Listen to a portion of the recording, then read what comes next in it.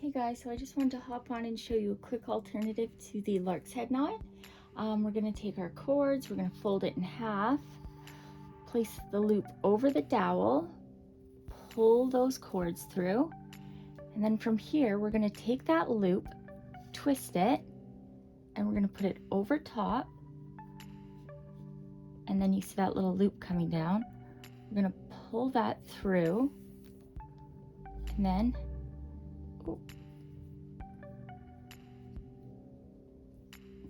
there you go.